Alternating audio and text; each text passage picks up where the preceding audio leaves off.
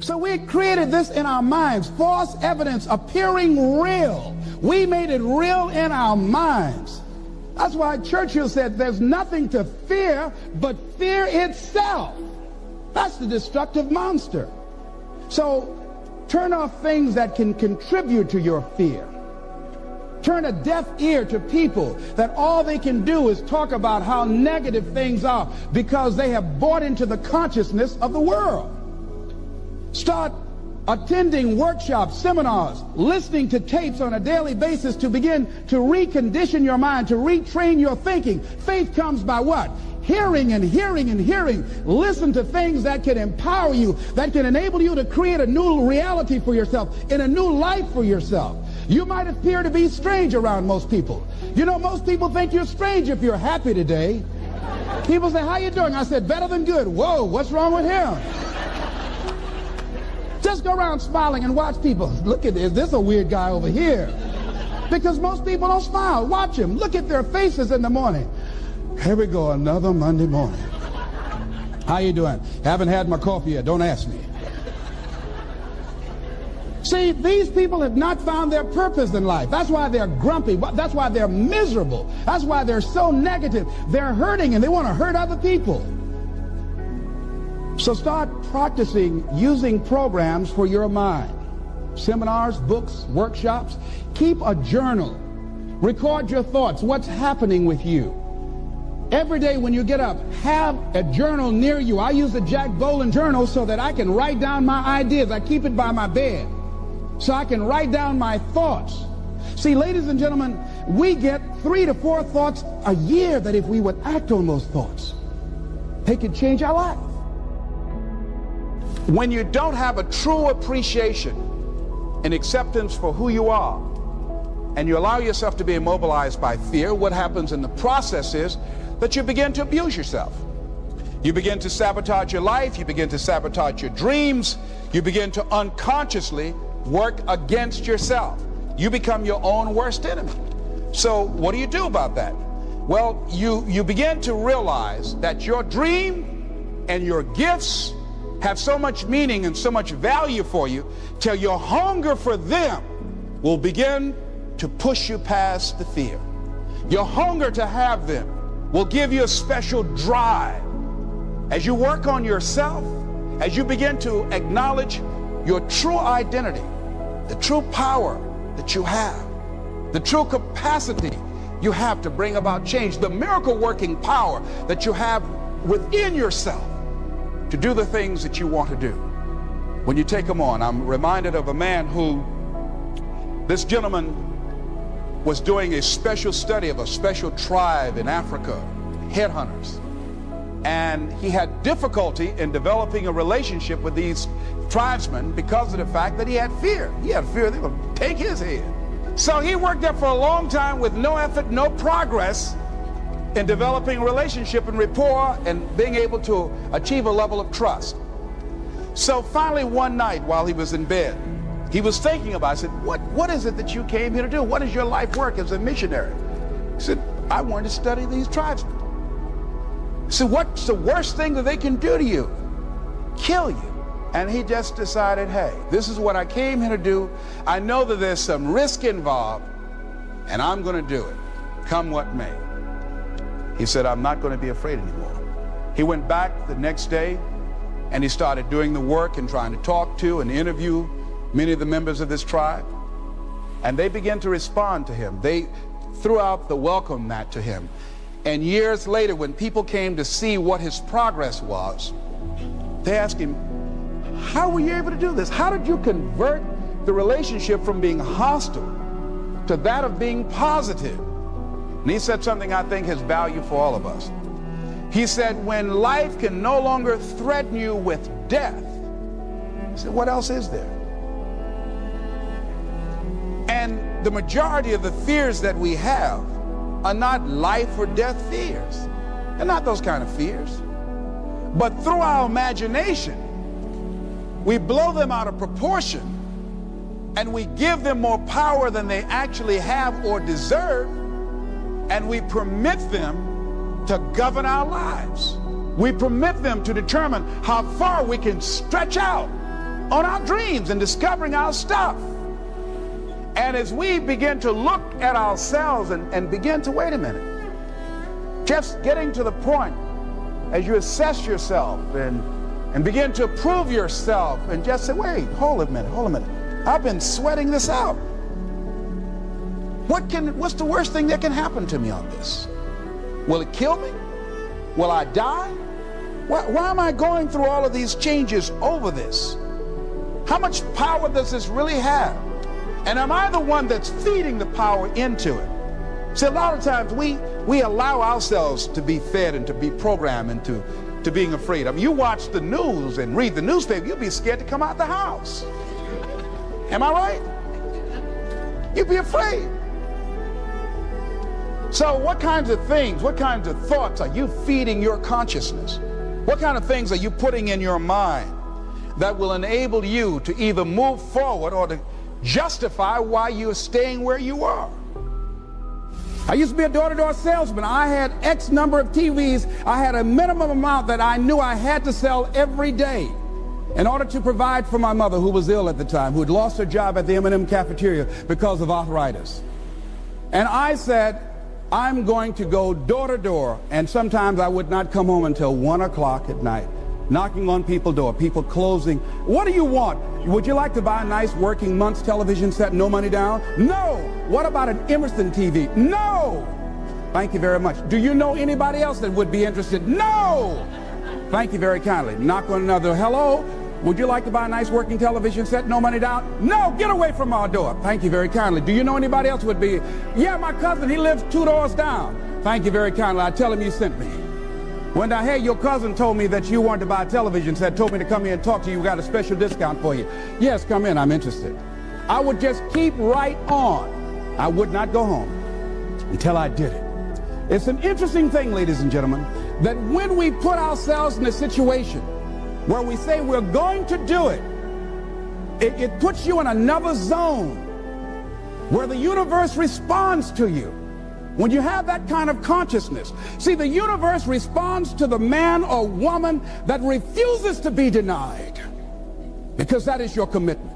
That business that you want, that book you want to write, that dream that you have of controlling your destiny, that is yours. That power to create that and to manifest that, that is yours. That's available to you. But you've got to be willing to stand there and face disappointment, not have support, be lonely, doubt yourself sometimes, be rejected again and again and again, become bankrupt if necessary, again and again and again, and refuse to turn around until life gives it up. Nothing can resist a person that has that kind of commitment. The people that have made a difference on the planet. When John F. Kennedy said, we will go to the moon in the next decade, he spoke it. That was a commitment, and people shared that vision. People bought into that. We've had all kinds of examples in history where people have made declarations, who have committed their lives to bring about a difference. There are people who are taking a stand today against hunger. I guarantee you it will be a part of our past at some point in time. Someone took a stand against polio. It no longer plagues us as it once did, because someone said, it is my commitment to eradicate it from the face of the earth. Someone made the commitment. The reason that we're here and enjoying the democracy that we have, someone made a commitment that whatever is required, if it means that I die. I remember Paul Robeson, here I stand, for I can do no other. And that's how you must be. Commitment means standing up for your life. It means honoring yourself. It means beginning to say and to see and recognize your alignment and oneness with the universe, and that you are a channel for life to express through. And we short-circuit it with anger. We short-circuit it with fear. We short-circuit it with envy. We short-circuit it by being lazy or apathetic or giving up easily. Why? We say, oh, it's too hard, it's too hard. We don't challenge our spirit. Ladies and gentlemen, there's nothing as powerful as the human spirit. You can't destroy it. You can pervert it, but you can't destroy it. I was reading Man's Search for Meaning by Viktor Frankl. What a powerful book. I'm reading it now for the 7th time. And he gives so many graphic examples of the power of the human spirit. And so what are some of the things that can fortify us and give us the kind of inner strength that will allow us to forward ourselves into the future by manifesting our commitments? Number one, commitment means in some cases going back to school, getting some training, sitting up in classes with people younger than you, putting yourself in a position where you don't know and that is awkward and uncomfortable, but because of your commitment to develop yourself, or to go back to school to get a high school diploma or to get a college degree, that it doesn't matter, feeling dumb and saying, what am I doing here, sitting up in some boring class? Commitment can mean a lot of things. It could mean that you begin to go back. You got to back up sometimes. It means to back up and not give up, to regroup, back up and regroup and come back again. Because life has waylaid you, because you got knocked down. I think that it's very important that you start trusting yourself. Listen to yourself.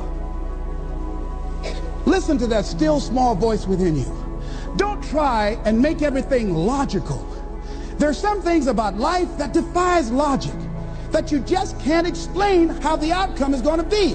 That once you begin to trust yourself and your ideas and your instincts, life takes on a whole new meaning, because now I want you to do that feeling that you are led. Just feel, I am led. I remember the worst speech I had ever given in my life. I let someone exploit a fear that I had. For years I had a tremendous inferiority complex because I'm not college educated. And this person knew this. And she said, let me write this speech for you. You're going to speak at Ohio State University. Those people are very educated there, and they're going to know when you make grammatical errors, and they're going to know because of the substance of your speech that you are not literate. I care about you. I don't want you to embarrass yourself. So this person proceeded to write a speech for me. I had a speech in my mind. But this person was stronger than I was negatively than I was positive about my own thoughts. And I gave my power away. With my permission, I allowed this person to guide me to do something that I really didn't want to do. But I didn't feel enough inner strength and conviction about my skills as a speaker and the message that I had to bring to stick by my guns. And I got up there at the Ohio Union, and I read this straight speech and did not move and did not take my eyes off the page, because I'm not accustomed to reading. And after I finished, some people gave me a standing ovation because I read it extremely well, and I was very tense and I was very nervous. Ladies and gentlemen, don't give your power away. You don't need anybody to approve your dream. It was given to you. If they can't see it, it's because it wasn't given to them. It was given to you. Hold it, nourish it, cultivate it, work on it. It's yours. It's your baby. Work on it until it comes into fruition. I gave away my power, and I said, I'm not going to do that no more. Here's something else for those who make it today. Do what you know is right. Treat people like you want to be treated. Don't try and take any shortcuts. Don't try and cheat. Pay your dues up front. I believe, ladies and gentlemen, what goes around comes around. You can pay now, or you will pay double later. So do the right thing. There might be a tendency sometimes, because of the negative part of our consciousness and our own programming, for us to want to say, well, I'll just do it this time. It won't matter. Won't nobody know. Ladies and gentlemen, everything matters. And you know you're somebody. You know. I'd rather lose out on my dream doing the right thing than to cheat trying to make a shortcut to get to my goal. I want to be able to look myself in the mirror. And that's what you want to do. There's no saying, judge a man not by what he does, but by that he doesn't have to do. And to judge the true quality of a man is what do you do when nobody's looking. See, there's some good out there for you in the universe that has your name on it. And nobody can get your good. It has your name on it. They can't take your stuff. It's your stuff. So when you know that, When you know that whatever you're seeking, it's also seeking you. You don't worry. You don't run scared. You don't think somebody's going to take it from you. You listen to your inner voice and you always take the high road. There will be the tendency, the natural inclination to take the low road. You must resist that. Here's something else I encourage you to do if you want to make it today. Keep your agreements. Keep your agreements that you make and establish a network of people who will also do that. Establish a network of people in your life that you can count on, that will be there for you when you need them, and you be there for them.